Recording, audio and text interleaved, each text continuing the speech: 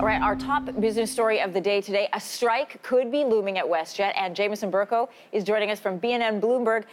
Jameson, so the pilots gave the airline a bit of a reprieve on the weekend, but now it is time to get down to business. And there was some fear that, as soon as the weekend was done, Anne-Marie, that we would see pilots rush out to the picket line. But now maybe we have a little reason to be calmer. Doesn't seem like WestJet customers are all that calm, actually. I was looking over all the tweets and replies of the WestJet Twitter feed. About every 2 or 3 minutes or so, they have to respond to a customer who's concerned about, well, is my flight still going to be happening? And that does seem to be the case right now. I actually didn't realize this, but apparently the union has to give 72 hours notice before they actually walk off the job. So even though they said we could see a strike as soon as today, the fact that the airline hasn't heard anything over the last, even say 3 minutes ago, as of 10 minutes ago when I last saw their Twitter feed, that means that we probably won't have to deal with a work stoppage until the end of the week. And they keep inserting these little things in their tweets like, we are confident that an agreement will be reached, the kind of stuff that you wouldn't expect to hear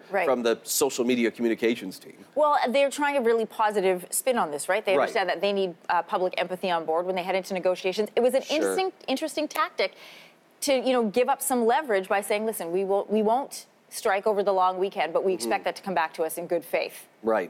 So that should hopefully address some of their concerns. That's why we're actually seeing so much confidence now from the company, whereas before they were very quick to say, well, we'll issue you a refund for any flights that get canceled. They're still offering that, of course, but that's not the first thing out of their mouths anymore. Now they're saying that we're still working with the union. There's still a lot of possibility. And remember, you're absolutely right, Anne-Marie, to point out that the union really does need to have public empathy on their side because they're not expecting the government, the federal government, to order them back to work. That was similar to the case that Air Canada had to deal with back in 2011. All right, and you at BNN Bloomberg will be following how the other airlines are reacting to this news as well. Absolutely. Thanks, Jameson. My pleasure.